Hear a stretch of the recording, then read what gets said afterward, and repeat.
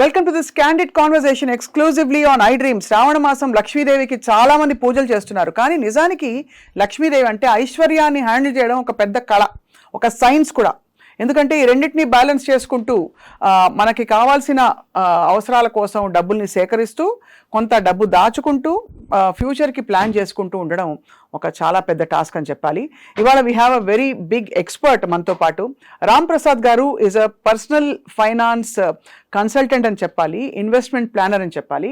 వారి అపారమైన అనుభవాల్లో ఎక్కడెక్కడ ఇన్వెస్ట్ చేయాలి, ఎంత డబ్బులు దాచుకోవాలి, ఎంత ఖర్చు పెట్టచ్చు, మౌలిక విషయాలు తెలుసుకుందాం. రామ్ ప్రసాద్ గారు, థ్యాంక్ యూ సో మచ్ అండి. నమస్కారం. నమస్కారం మేడం. యా, సో బేసికలీ డబ్బుల్ని హ్యాండిల్ చేయడం ఒక ఆర్ట్, నిజమేనా అది? Yes ma'am. యా, అందరికీ వచ్చే క్వశ్చన్. చిన్నప్పుడు అయితే మా తాతగారి టైంలో అయితే పొదుపు చేయి, దాచుకో ఎక్కువ అని స్ట్రెస్ చేసేవారు. ఇప్పుడు it is a day of spending.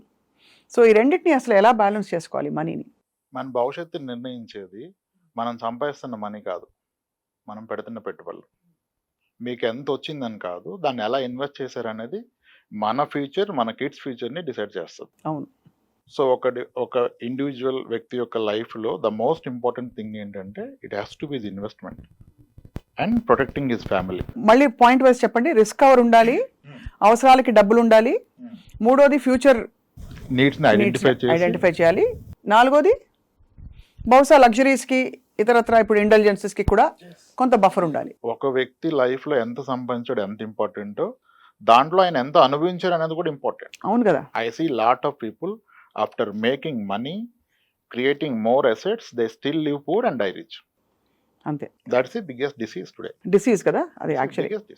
అదే నిజం. ఎంత ఎక్స్పెన్సెస్ తగ్గించండి అనేది తప్పు. ఖర్చు పెట్టుకోండి, భవిష్యత్తు కూడా దాచుకోండి. అవును. ఖర్చు పెట్టడం మానేసి భవిష్యత్తు గురించి దాస్తే భవిష్యత్తులో ఇద్దరు ఉండకపోవచ్చు. కరెక్ట్, అంతే కదా. You need to have a decent lifestyle, quality lifestyle, travel, clothing, food, vacations, everything is needed in life. It's not just saving money. Ram Prasad గారు, చాలా మందికి డౌట్లు ఉంటాయి, అంటే how to make this wise decisions అని చెప్పి. సో కొన్ని నేను అందరి తరఫున కొన్ని క్వశ్చన్స్ అడగబోతున్నాను మిమ్మల్ని. ఫస్ట్ ఆఫ్ ఆల్, ఒక వ్యక్తి, ఒక వర్కింగ్ ఎంప్లాయీ ఇంటికి వచ్చే ఇన్కమ్ని ఎలా ప్లాన్ చేసుకోవాలి, ఏ రేషియోలో సేవ్ చేయాలి, ఎంత ఖర్చు పెట్టాలి? There is a private sector employee who is making 80,000 per month. He is just 32 years, having one kid, no dependents. His parents are well off. Both are pensioners. They can't even spend their pension. They are also giving him some money. అవును. ఇంకా అతని story వేరు. If there is a person who has a dependent parents ఆరోగ్యంగా లేరు, siblings లో కూడా కొంత settle అవ్వలేదు, ఇంకా డిపెండ్ అయి ఉన్నారు, అప్పుడు ఆయన స్టోరీ వేరు. ఇంకా సేవింగ్ ఎక్కడ? ఆ 80,000 బాధ్యతలుగా సరిపో. అవును. అప్పుడు ఆయన ఫోకస్ చేస్తుంది ఇన్కమ్ పెంచుకోవటం మీద, సేవింగ్స్ మీద కాదు. మొదటి వ్యక్తి ఆయన విహారయాత్రలు కూడా ప్లాన్ చేసుకోవచ్చు. కాబట్టి పరిస్థితిని బట్టి స్టాండర్డ్ ఉండదు. నాకు ఎక్కడ నచ్చదంటే, చాలా మంది ఇప్పుడు చాలా స్టాండర్డ్ ఫార్ములా ఏంటంటే, మీ ఏజ్ ఎంత ఉంటే అంత డెట్ లో పెట్టండి, 100 minus me age has to be equity. అంటే ఎక్స్ప్లెయిన్ చేయండి ఒకసారి. చాలా చూసే వాళ్ళకి డెట్ ఈక్విటీ అనే టెక్నికల్ పదాలు. రిస్క్ లేకుండా గవర్నమెంట్ బాండ్స్ కానీ, బ్యాంక్ ఫిక్స్డ్ డిపాజిట్స్ కానీ డెట్ కింద కన్సిడర్ చేస్తాము. ఈక్విటీ మార్కెట్స్ లో నేనైతే మ్యూచువల్ ఫండ్స్ వరకు ఆగిపోతాను, స్టాక్స్ వరకు వెళ్ళే ధైర్యం చేయను. వాటిలో పెడితే దాన్ని ఈక్విటీ మ్యూచువల్ ఫండ్స్ అంటాం. ఇప్పుడు 30 ఏళ్ళ వయసు ఉంటే మీరు 30% మాత్రం డెట్లో పెట్టుకొని ఫిక్స్డ్ ఇన్కమ్ ప్రొడక్ట్స్లో, మిగిలిన రిస్క్ ఉన్నా సరే డబ్బులు ఎక్కువ వస్తాయనే దాంట్లో పెట్టుకోమని చెప్తారు. నేను అంటాను, మీకు వస్తున్న ఇన్కంలో కాదు ఈ ప్రపోర్షన్, మీ ఓవరాల్ నెట్వర్క్లో ఈ ప్రపోర్షన్ చూసుకోవాలి. మీకున్న నికర ఆస్తిలో ఇది వాడండి. కానీ అది ఎవరు వాడలేరు. ఎందుకంటే ఈ నాలెడ్జ్ వచ్చి 40 ఇయర్స్ 36 ఇయర్స్ వచ్చి, 2 కిడ్స్ వచ్చి, నేను ప్రైవేట్ సెక్టర్ ఎంప్లాయీ, నా జాబ్ ఆగిపోతుంది, తర్వాత కావాలి అని ఇన్వెస్ట్మెంట్ థాట్ వచ్చే టైంకి ఇతను ఆల్రెడీ కొన్ని చేస్తుంటాడు. పేరెంట్స్ నుంచి కొన్ని ఆస్తులు వచ్చి ఉంటాయి. ఇప్పుడు అవన్నీ కలిపి 4 కోట్లు ఉందనుకోండి. లెట్ సే సమ్మన్ ఇది లక్కీ ఇనఫ్, వాళ్ళ పేరెంట్స్ ఇచ్చారు, ఊర్లో ఒక పొలం ఇచ్చారు, ఇక్కడ 2 స్థలాలు కొన్నాడు, ఒక అపార్ట్మెంట్ కొన్నాడు, 4 కోట్లు ఉంది. ఇప్పుడు ఇతని జీతం 1 lakh ఉంది, ఇతని ఏజ్ 40. ఇప్పుడు ఇతను ఆ రూల్ ప్రకారం 40% డెట్లో పెట్టి 60% ఈక్విటీలో పెడితే, అతను అసలు పెడుతున్న అమౌంట్ లో కదా, మళ్ళీ అతను మొత్తం జీతంలో కాదు కదా. అవును. అప్పుడు అసలు ఎన్నాళ్ళు పోతే ఏం సాధిస్తాడు ఈక్విటీలో? అవును. ఇప్పుడు పెడుతున్న 20,000లో మళ్ళీ 40% డెట్ లో పెట్టి 12,000 ఈక్విటీలో పెడితే 10 ఏళ్ల పాటు పెట్టినా ఆయన పెట్టింది ఎంత, వచ్చేది ఎంత, ఆ రోజుకి మన అసెట్స్ మళ్ళీ పెరుగుతాయి. అప్పుడు ఓవరాల్ ఆయనకున్న ఆస్తుల్లో చూస్తే మళ్ళీ ఈక్విటీ కాంపోనెంట్ 5% కూడా ఉండదు. కరెక్ట్. సో ఇది మీరు పెడుతున్న అమౌంట్ లో కాదు, మీకున్న నికర ఆస్తికి ఈ రూల్ అప్లై చేస్తే మేబీ మీరు సేఫర్ సైడ్ ఉంటారు. నికర ఆస్తి నెట్ వర్త్ ని ఒక వ్యక్తికి ఎలా క్యాల్కులేట్ చేయాలి? ఆస్తులు మైనస్ అప్పులు, అంతే.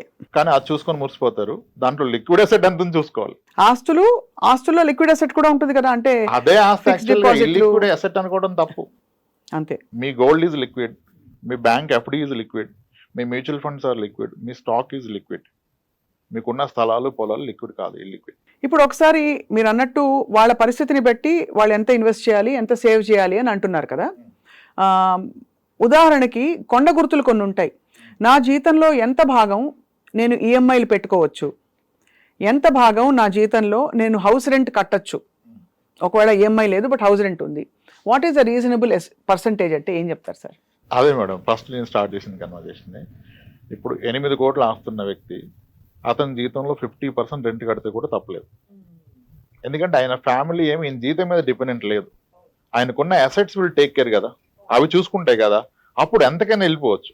నీకు ఏ ఆస్తి లేనప్పుడు ఇదే ఆధారమైనప్పుడు ఎంత తక్కువ పెడితే అంత మంచిది. ఓహో.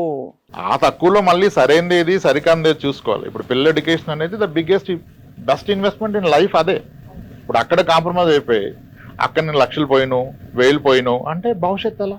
కరెక్ట్. ఇప్పుడు I see lot of people, అంటే నేను ఇప్పుడు నా వయసు చిన్నదైనా నాకంటే పెద్దవాళ్ళని చాలా మందిని కలుస్తాను కదా, చాలా మంది దే ఆర్ మోస్ట్ హ్యాపీ వాళ్ళ పిల్లల మొదటి జీతం వీళ్ళ చివరి జీతానికన్నా ఎక్కువ, లేదా ప్రజెంట్ జీతానికన్నా ఎక్కువ. అవును. అది అలా పాసిబులే, అలా సాధించగల చాలా మంది ఆస్తులు ఏం కూడబెట్టలే. అవును. పిల్లల్ని ఆస్తులుగా ఫీల్ అయ్యారు, వాళ్ళతో ఎక్కువ టైం స్పెండ్ చేశారు. మనీ ఒక్కటే కాదు, టైం కూడా స్పెండ్ చేయాలి కదా. వాళ్ళు ఆ టైం స్పెండ్ చేశారు, వీళ్ళ కష్టాలు చెప్పారు, వీళ్ళ ఆస్పిరేషన్ వాళ్ళకి చెప్పారు. అమ్మ నువ్వు డాక్టర్ అయితే ఇంకా మన కుటుంబంలో తరహాల్లో నువ్వు ఫస్ట్ డాక్టర్ అవుతావురా, అందరూ నా గురించి చెప్తాను, నేను గర్వంగా తిరుగుతాను. ఒక తను చెప్తే కూతురు అవుతుంది. డబ్బులు ఒకటే ఇచ్చేస్తే అవుతుందా? ఆ టైం అండ్ మనీ పెట్టిన వాళ్ళు వేరేది పెట్టలేదు. రైట్. సో కాబట్టి స్టాండర్డైజేషన్ లేదు ఎంత పెట్టాలని. ఆయనకు తెలుసు. ఇంకా నాకు వచ్చే జీతంలో ఇల్లు కొనలేను అనుకున్న వ్యక్తి పూర్తి జీతాన్ని పిల్లల మీద పెడితే ఆ పిల్లలు ఈరోజు ఆయనకు అద్భుతమైన ఇల్లు కొనిచ్చారు. అవును. ఎంతో మందిని ఫోర్స్డ్ విఆర్ఎస్ తీపించారు. అంటే రిటర్న్ వచ్చే ఇన్వెస్ట్మెంట్ మీద పెట్టాలి. పిల్లలు అన్నిటికంటే పెద్ద ఆపర్చునిటీ మీకు ఇన్వెస్ట్మెంట్ పరంగా, కానీ అక్కడ టైం కూడా పెట్టాలి. ఒట్టి మనీ పెడితే అవ్వకపోవచ్చు. అవును, కరెక్టే. మీరు టైం స్పెండ్ చేయకపోతే వాళ్ళు మీ దారిలోకి రారు. రాంప్రసాద్ గారు, గోల్డ్ ఒక చాలా ఫేవరెట్ ఇన్వెస్ట్మెంట్ మహిళలకి. మీరు రికమెండ్ చేస్తారు అసలు గోల్డ్ డబ్బులు పెట్టడం అనేది? గోల్డ్ యాజ్ అన్ ఆర్నమెంట్ నేను స్ట్రాంగ్ గా రికమెండ్ చేస్తారు. As an ornament, not as a pure gold. Biscuit కొంటాను అది అంటే వద్దంటాను. ఎందుకంటే ఇప్పుడు ఒక కాయిన్ కొన్నాను నేను, ఆ కాయిన్ అయితే హోల్డ్ చేసి మా వైఫ్ కిడ్స్ చేసుకోలేరు. అది అలా ఉంటది. సో దానివల్ల ప్లెజర్, ఆనందం ఉండదు. ఇంటాంజిబుల్ బెనిఫిట్స్ ఏమీ లేవు. ఏముండదు, ఓన్లీ గ్రోత్. గోల్డ్ ప్రైస్ పెరిగితే పెరిగింది అంట, అంతే. అదే నేను ఆర్నమెంట్ కొంటే గోల్డ్ ప్రైస్ పెరుగుతుంది, మీరు అన్న ప్లెజర్ వస్తుంది. కానీ ఆర్నమెంట్ గోల్డ్ ఎక్స్చేంజ్ అయినప్పుడల్లా మనకి వేస్టేజ్ పోతుంది. మీరు పొందిన ఆనందంతో ఆ వేస్టేజ్ ఎంత? అంతే అంటారు. నీ కూతురు వేసుకుని తిరిగినప్పుడు 15% నీ కూతురు ఆనందానికన్నా ఎక్కువ అనుకుంటే దట్స్ రైట్. మీ అప్రోచ్ చాలా రియలిస్టిక్ గా ఉంది సార్. బికాస్ మామూలుగా ఆనందానికి ఎవరు వెల కట్టరు, డబుల్ అని చూస్తారు. కానీ ఆనందం అనేది ఒక ఇంటాంజిబుల్ అసెట్టే కదా. అదేమంటే నేను రెగ్యులర్ అమ్మాయి ఉంటే రెగ్యులర్ గా పుట్టినప్పటి నుంచి కొనుక్కో గోల్డ్ అని చెప్తాను. అంటే ఎలాగా ఒక అకేషన్స్ వచ్చినప్పుడల్లా గోల్డ్ కొట్టు పెట్టాలి పిల్లకి. అకేషన్ కి వచ్చినా, వేరే ఏమన్నా గిఫ్ట్స్ ఆమెకు వచ్చినా, గ్రాండ్ పేరెంట్స్ ఏదైనా ఇచ్చినా పెట్టుకోండి. అసలు గోల్డ్ స్కీమ్ కట్టమని చెప్పేస్తాను నేను. Gold scheme. ఎందుకంటే మీరు అన్నారు కదా మీకు వేస్టేజ్ మేకింగ్ పోద్దని, గోల్డ్ స్కీమ్లు అవి లేకుండా ఇస్తున్నారుగా. అవును. అప్పుడు అంటారు వాడు ఎత్తేస్తే ఏంటి, ఎత్తేసాడు అనుకోండి, మీరు కట్టేది ఎంత గోల్డ్ స్కీమ్ లో? మీ జీతంలో 10%, అంటే ఒక 1 year లో కట్టేది 1 నెల జీతం. వాడు ఎత్తేసి 1 నెల జీతం పోతే జీవితం కోల్పోతారా? అంతే కదా. సో రిస్క్ ఎంత రిస్క్ తీసుకున్నాను అంతే. అది ఒక 10% వరకు ఓకే అంటారు హ్యాపీగా. మేడం నేను స్ట్రాంగ్ గా బిలీవ్ అయ్యేది ఏంటంటే, చాలా మంది నా క్లయింట్స్ కి 1 kilo గోల్డ్ ఉంది. 1 కిలోనా? 1 kilo. బట్ బాబోయ్ 1 కిలోనా? అమ్మాయి ఉన్నోళ్ళు పెట్టుకున్నారు. 2 అమ్మాయిలు ఉంటే ఏమొస్తుంది మీకు? 50 తులాల్లో కంప్లీట్ సెట్ వస్తుంది, అంతే కదా. అంతే. పెట్టుకున్నారు, అవకాశం ఉన్న వాళ్ళు పెట్టుకున్నారు. 1 kilo గోల్డ్ ఇంట్లో ఉంటే అతని ఇంటి గుట్టు ఎప్పటికీ రట్టవదు. ఏ అవసరానికైనా 10-20 లక్షలు, మీ 1 kilo గోల్డ్ మీద 40 లక్షలు లోన్ వచ్చేది, అట్లీస్ట్ 30 లక్షలు 20 లక్షలు లోన్ వస్తుంది కదా. అవును. మీరు ఇంట్లో పెట్టుకుంటే అంత గోల్డ్ని బ్యాంక్ లాకర్లో పెడతారు. మీకు అవసరమైన ఆ లాకర్ నుంచి వాళ్ళ లాకర్లోకి మారుస్తాడు. You will get a loan at ఎంత లో rate of interest. Agriculture loans అయితేనేమో ఆ ఫార్మింగ్ ఉంటే వాళ్ళకి దాన్ని బేస్ చేసుకుని 7% ఇస్తారు, మనకి 8% ఇస్తారు. అంత తక్కువకి ఇంకెక్కడ అప్పు పుట్టదు. అండ్ మీరు ఎవరికి చెప్పట్లే మీరు అవసరంలో ఉన్నారు, మీకు డబ్బు అవసరం అని. అవును. ఇప్పుడు చాలా మంది ఒకప్పుడు ట్రెడిషన్ ఏంటంటే చిట్స్ కట్టడం ఒక్కటే తెలుసు గవర్నమెంట్ ఎంప్లాయీస్. ఆ మెచ్యూరిటీని కాలేజ్ ఫీజు కడతారు. ఒకసారి ఆ చిట్ లేట్ అవుతుంది, 2 months లేట్ అవుతుంది, అతను వేరే వాళ్ళు ఉన్నారు చిట్టిలో పాటలో రాలేదంటాడు. అప్పుడు బంగారం ఉంటే ఈ ఒక్క నెలకి బంగారం పడి తెచ్చుకుంటాడు, చిట్టి వచ్చాక తీర్పించుకుంటాడు. ఎందుకంటే గోల్డ్ లోన్కి మీకు ప్రీ క్లోజింగ్ ఛార్జ్ ఉండదు, పెనాల్టీ ఉండదు, అవును, డైలీ ఇంట్రెస్ట్ పడుతుంది. 15 రోజుల తర్వాత తీసుకుంటే 15 రోజులకే పే చేస్తారు. ఎంత ఆనందాన్ని ఇస్తుంది అంటే, ప్రశాంతమైన నిద్రపోవాలంటే కేజీ గోల్డ్ ఉండాలంట. 1 కిలో గోల్డ్ ఒక గొప్ప టార్గెట్ చాలా మందికి. అవుతుంది, స్లోలీ చేసుకుంటే వెళ్తే అయిపోతుంది. అవును, మంత్లీ 1 సరే 3 months నాకు 1 గ్రామ్ కొనండి, డబ్బు ఉన్నప్పుడు కాస్త ఎక్కువ కొనుక్కుంటే అయిపోతుంది. Very possible. దట్స్ వెరీ చాలా హాయిగా చేర్చుకుంటూ పోవచ్చు అలా. నిజమైన real estate gold, real estate is fake. అంతేనా? ఇది చాలా పెద్ద రెవల్యూషన్. 30 లక్షల స్థలం ఉంది, మీ అవసరానికి డబ్బులు వస్తాయా? అమ్ముడు పోద్దా? ఎవరు కొంటారు? ఎంతమందికి చెప్తారు? ఎక్కడి నుంచో నమ్ముతారు మీరు? మీ బంగారం ఎవరికైనా చెప్పాలా? అదే కదా, ఫంక్షన్ ఉంటే తెచ్చుకోవచ్చు, లేదంటే పెట్టుకోవచ్చు. చాలా మంది అసలు ఇవాళ రేపు గోల్డ్ని లోన్లోనే పెడుతున్నారు. ఎందుకంటే సార్ నాకు 7-8% లోన్ వచ్చేస్తుంది, స్మాల్ ఫైనాన్స్ బ్యాంక్ 9.25 ఇస్తుంది, నేను లాకర్లో పెడితే వాడు లాకర్ ఛార్జ్ చేస్తున్నాడు, లాకర్ ఇవ్వమంటే పాలసీ కట్టమన్నాడు, ఎందుకు అదేదో నేను లోన్లో పెట్టేస్తాను, ఆ డబ్బులు ఎక్కడ ఇన్వెస్ట్ చేస్తే ఎక్కువ వస్తాడు. అది కరెక్ట్ అని చెప్పట్లా, అలా కూడా చాలా మంది చేస్తున్నారు. నిజమే కదా, అది దాచుకోవడానికి లాకర్ తీసుకుని డబ్బులు కట్టడం బదులు ఇంకో చోట పెడితే బహుశా దానికన్నా ఒక 1% ఎక్కువ వస్తుంది కదా నాకు. అది ఆర్నమెంట్తోనే అవుతుంది, ప్యూర్ గోల్డ్ ఇదంతా చేసుకోరు, ప్రెడ్జింగ్ కూడా కష్టం. అవును. సో కాబట్టి ఆర్నమెంట్కి ఎప్పుడు ఎగ్నెస్ట్ కాదు. ఆ వేస్టేజ్ అండ్ మేకింగ్ ఛార్జ్ అనేది ఒకటి ఉంది కదా, మీరు ఒక స్కీమ్ ద్వారా కొంటే అది లేకుండా ఇస్తున్నాడు, అప్పుడు అది లేనట్టే కదా. ఇంచుమించు అంతే కదా. స్కీమ్ ద్వారా కొన్నప్పుడు మీ ఇంట్లో మీ వైఫ్ చాలా హ్యాపీగా ఉంటుంది, she will wait for 11 months.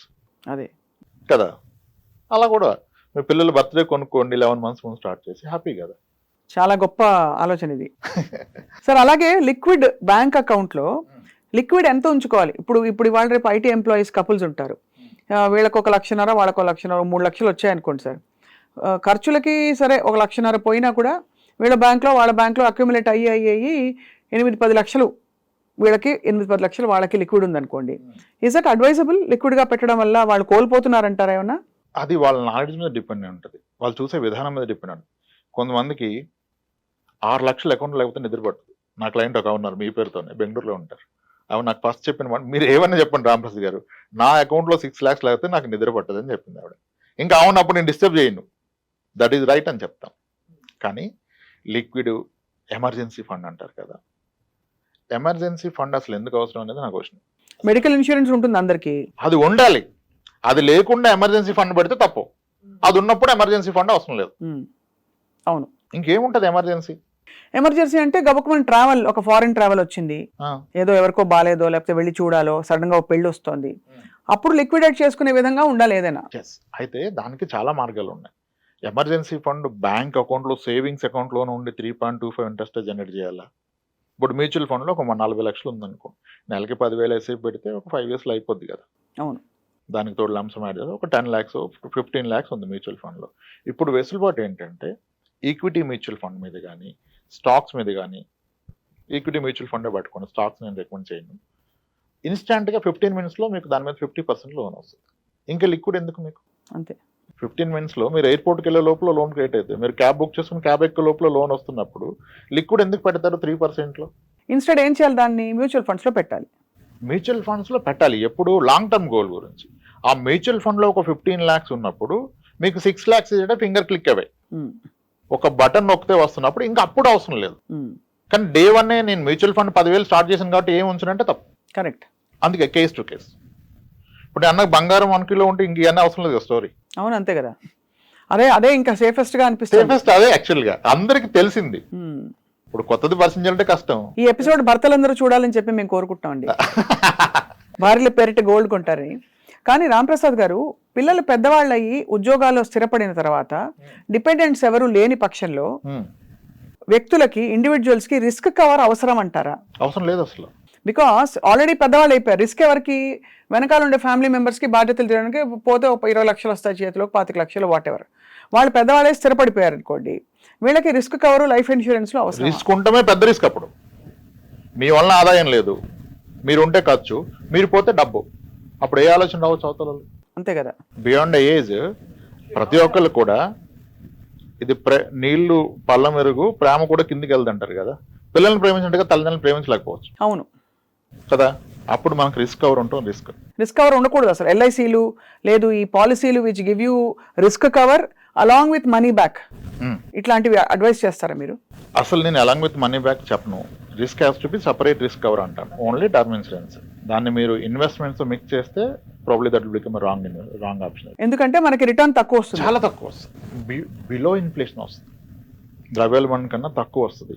అప్పుడు మన మనీ పెరుగుతున్నట్టు కాదు, తగ్గుతున్నట్టు. సింపుల్గా ఒక typical endowment plan, guarantee return plan కడితే ఎలా ఉంటుంది? మీరు సంవత్సరానికి ఒక 20,000 కట్టారనుకోండి, 20 yearsలో మీరు కట్టబోయేది 4 లక్షలు. 4 లక్షలు గాను మీకు 8 లక్షలు వస్తుంటారు. చాలా బాగుంటుంది వింటాను. 8 లక్షల రూపాయలు వస్తుంది. మీరు నొప్పి తెలవకుండా సంవత్సరానికి 20,000, అది క్వార్టర్లీ, హాఫ్ ఇయర్లీ, మంత్లీ కడుతున్నారు. మనం మిస్ అయిన పాయింట్ ఏంటంటే 20 ఏళ్ల తర్వాత ఆ 8 లక్షలకు ఉండే విలువ ఏంటి? ఇన్ఫ్లేషన్. దట్ ఈస్ 1/4 అయిపోద్ది. యాక్చువల్లీ స్పీకింగ్ మనం కోల్పోతాం యాక్చువల్గా దాన్ని పీవీఐఎఫ్ అవన్నీ క్యాల్కులేట్ చేస్తే. అంతేగా? ఎస్, దాన్ని మిస్ అవుతున్నారు. మళ్ళీ ఇంకోటి, ఇతను 4 లక్షల పాలసీ కడితే ఇతనుకున్న లైఫ్ ఇన్సూరెన్స్ కవర్ 4 lakhs. అవును. పొరపాటున వ్యక్తికి ఏమన్నా అయితే 4 లక్షల ఫ్యామిలీ బ్రతకలేదు. అక్కడ 20 కట్టే బదులు 8,000 కడితే 50 లక్షలు టర్మ్ ఇన్సూరెన్స్ వస్తాయి. నిజంగా జరిగితే జరగరాంది ఈ 50 లక్షల ఫ్యామిలీని సేవ్ చేస్తుంది. ఆ 4 లక్షల కార్యక్రమాలకు సరిపోవు. సో ఇది చాలా మంది తప్పు చేస్తారు. బికాస్ వాళ్ళకి రాబోయే వాట్ ఎవర్ ఎక్స్ట్రా మీరు చెప్పారు డబుల్ అయ్యి వస్తుందని, అది పెద్దగా కనిపిస్తుంది. బట్ 10 ఏళ్ల తర్వాత దీని వాల్యూ ఏంటో తెలుసుకోలేరు. యావరేజ్ సాలరీ ఎంత ఉండొచ్చు అనుకుంటున్నారు మీరు ఒక government employee? 30 years back. 30 years back మా ఇంట్లోనే మా పేరెంట్సే ఉన్నారండి. వాళ్ళకి ఎంత 17-20 వేలు కూడా ఉండేది కాదు. Central government employees. మళ్ళీ ఆల్ ఇండియా రేడియోలో పనిచేసిన మా పేరెంట్స్కి చాలా మధ్యతరగతి కుటుంబం అది. 4,000 ఉండేది మేడం. 4,000 అంటే మీరు అదే వీళ్ళు అనౌన్సర్స్ కాబట్టి కొంచెం హైయర్ ఎండ్ ఉంటుంది. అది హైయర్ ఎండ్. యాక్చువల్గా చాలా మంది, అంటే మేబీ మీరు కరెక్ట్ చెప్పారు లేదో తర్వాత వాళ్ళు ఇచ్చేద్దాం, కానీ చాలా మంది అడగగానే మాకు అప్పుడు 10,000 ఎంతండి, అసలు నేను ఫస్ట్ జీతం అడగను, అప్పుడు ఖర్చు ఎంత అంటాను. అప్పుడెంత సార్? 4-5 వేలు అంతా అయిపోయేది అంటాను. అప్పుడు అంత ఉండదని అంటే, లేదు సార్ మేము ఎప్పుడు మంచిగా బ్రతికామంటారు. మంచిగా బ్రతికారు కాదంటలేదు, కానీ 4-5 వేలు అసలు అయ్యి ఉండదండి అంటే, లేదు సార్ అంటారు. సరే సార్ మీ శాలరీ ఎంత అంటే, ఉండొచ్చు సార్ ఒక 10,000 అంటారు. అప్పుడు కూడా కరెక్ట్గా రారు వాళ్ళు. నేను అంటాను, సార్ ఒకసారి అది కూడా వదిలేండి, మీ ఫస్ట్ శాలరీ ఎంత అంటాను. 600 రూపాయలు సార్. 80 ఏళ్ళు ఎక్కానండి అంటాడు. 80 ఏళ్ళు 600కి ఎక్కితే మీరు, మీకు నెక్స్ట్ 10 ఏళ్ళు కాకముందే అది 10 రెట్లు పెరిగిపోద్దా? అంతే కదా. 3 సంవత్సరాలకి రెట్టింపు అయినా మా అంటే 2,000 ఉంటుంది మీ జీతం ఆ రోజుకి. 93-94కి మీరు 5,000 ఎలా ఖర్చు పెడతారు? అప్పుడు అంటాడు, ఇదే తేడా ఉంది సార్, ఒక్క నిమిషం ఆగండి అంటాడు. కరెక్టే సార్ మీరు చెప్పింది, నా శాలరీ 1,700 సార్ అంటాడు ఆయన. అప్పటి వరకు 10,000 చెప్పేస్తారు. అంటే ఇప్పుడు మనకు చాలా ఈజీ అయిపోయినాయి కదా. అవును. అలా మిస్లీడ్ అవుతారు. 1980s అయితే most of the central government employees salary కూడా below 1,000. Only gazetted officers use to draw 2,000. అంటే ఆ రోజు ఒక ఫ్యామిలీ, ఒక ఎంప్లాయీ ఉన్న family monthly average expense 1,000 rupees. ఈరోజు అదే ఫ్యామిలీకి పిల్లలు సెటిల్ అయ్యాక పేరెంట్స్కి హెల్దీగా ఉంటే నెలకు 30,000 ఖర్చు అవుతుంది. అవునండి. ఇన్ ఏ సింపుల్ లాంగ్వేజ్ ఇక్కడ మనం పట్టుకోవాల్సింది ఏంటంటే, 30 ఏళ్ల క్రితం మీకు నెలకి ఎంత ఖర్చు అయింది, ఇప్పుడు రోజుకి అంత అవుతుంది. This is the rule you need to catch for future calculation. అంటే ఈరోజు మనకి ఒక లైఫ్ స్టైల్కి 50,000 అయింది, 1,00,000 అయింది అనుకోండి. మనం ఒక 30 years పోయాక మనకు 60-70 ఏళ్ళు వస్తే రోజుకి ఈ 1,00,000 రూపాయలు అవుతుంది, 30 లక్షలు అవుతుంది. ఎవరు నమ్మరు. నమ్మాల్సిన అవసరం లేదు. భవిష్యత్తును చూడక పాస్ట్ని చూడు. నేను అదే అంటాను, రిచ్ డాడ్ పూర్ డాడ్ చదివే కన్నా ముందు మీ డాడ్ని చదవండి మీరు. అదే ఇది మనకి రిలవెంట్. చాలా కలిసి ఇది మనకి రిలవెంట్. ఇప్పుడు మనం చెప్పిన ఎగ్జాంపుల్ చాలా మంది నమ్మరు. 30 years బ్యాక్ 1,000 రూపాయలు ఎప్పుడు అంత లేదంటారు. కానీ ఇప్పుడు చెక్ చేస్తే వాళ్ళకి తేలిపోద్ది. కరెక్టే, మన కిరాణా షాప్ ఖాతా నాకు గుర్తుంది కదా, 320 రూపాయలు నెలకి, విత్ హార్లిక్స్ బాటిల్ కలిపితే 320, లేదంటే 300 అంటాడు ఆయన. 250 అంటాడు. అయిపోయింది కదా అక్కడ. 1,000 రూపాయలు లావిష్ లైఫ్ ఆ రోజు. ఈరోజు 30,000కి ఆ లైఫ్ లేదు అసలు. అది ఇన్ఫ్లేషన్. ప్రతి 30 ఏళ్ళకి మీ నెలవారీ ఖర్చు ఈ రోజు ఉన్నది 30 ఏళ్ళ తర్వాత రోజుకు అవుతుంది. వీళ్ళేమో 1,00,00,000 రూపాయలు వస్తే జీవితం సెట్ అవుతుంది అంటాడు. అవదు. 1,00,00,000 రూపాయలు వస్తే అవదు. Inflation is key madam. చాలా ఇన్ఫ్లేషన్ని దృష్టిలో పెట్టుకోవాలి ప్లాన్ చేసుకునేటప్పుడు. ఇక చాలా కీ టాపిక్ సార్, మ్యూచువల్ ఫండ్స్లో ఇన్వెస్ట్ చేసేటప్పుడు what are the factors to be taken in mind? అంటే వాళ్ళ ఏజా, వాళ్ళ అవసరాలా, వాళ్ళ బాధ్యతలా, ఏమిటుంటాయి? 3 ఇంకేమని చెప్తే అది కూడా. అంటే మ్యూచువల్ ఫండ్లో what I see common mistakes ఏంటంటే హైయెస్ట్ రిటర్న్ సర్చ్ చేస్తారు. నేను రిస్క్ తీసుకుంటాను కాబట్టి ఎంత రిస్క్ అయినా పర్లేదు నాకు, స్మాల్ క్యాప్ సెక్టర్ థీమెటిక్ అది కాదు. మీ అవసరాన్ని బట్టి investment, not because of returns. కానీ అవసరాన్ని పక్కన పెడాలి. నేను ఏమంటానంటే 1 లీటర్ పాలు తెచ్చి ఇంట్లో ఇస్తే అదేం చేయాలో చెప్తే కదా ఆమె చేస్తుంది సరిగా. ఈవినింగ్ గెస్ట్లు వస్తారు, టీ పెట్టాలంటే దాన్ని అలానే ఫ్రిడ్జ్లో పెట్టాలి. అవును. మధ్యాహ్నం బిర్యానీలోకి నువ్వు పెరుగు చేసి రైతా చేయాలంటే ఇమీడియట్గా వేడి చేసి పెరుగు తోడెట్టాలి. స్వీట్ చేద్దామంటే బాగా మరగబెట్టి దాన్ని ఏదో చేయాలి. అట్లా అవసరాన్ని బట్టి చేయాలి. Same is the case with mutual fund. అన్నీ ఒకలా కాదు. రైట్. 6 నెలల్లో నాకు డబ్బులు అవసరం పడొచ్చు అనే అనుమానం ఉంటే దాన్ని మ్యూచువల్ ఫండ్లో, డెట్ ఫండ్లో, దాన్ని very short duration something like liquid fund, over night ఫండ్స్లో పెట్టుకోవచ్చు. ఇంకాస్త టైం ఉంటే అల్ట్రా షార్ట్ డ్యూరేషన్ ఫండ్. లేదు నాకు 3-4 ఏళ్ళు ఉంది కానీ నా డబ్బు తగ్గితే నేను తట్టుకోలేను, అయినా క్లియర్ ఎఫ్డి ఇన్వెస్టర్ అంటే అప్పుడు గిల్ట్ ఫండ్, ఓన్లీ గవర్నమెంట్ బాండ్స్లో ఇన్వెస్ట్ చేస్తారు. అవి మనకు బాగానే ఇస్తున్నాయి గత 2-3 ఇయర్స్గా. అట్లీస్ట్ ఎఫ్డీ రేట్ని ఇస్తే అవకాశం ఉంటే కాస్త ఎక్కువ ఇస్తే. గిల్ట్ ఫండ్లో పెట్టినప్పుడు ఇప్పుడు ఎఫ్డీలో పెడితే ఎవరీ ఇయర్ ట్యాక్స్ కట్టాలి, ఇక్కడ కట్టాల్సిన అవసరం లేదు, రిడీమ్ చేసినప్పుడే పే చేస్తాం. అంటే అవసరాన్ని బట్టి ఫండ్. ఇప్పుడు నా కూతురు పెళ్ళికి కావాలి, నాకు మరి ఈ గిల్డ్ ఫండ్లో మరి దీనికి రేట్ ఆఫ్ రిటర్న్ ఎంత ఉంటుంది?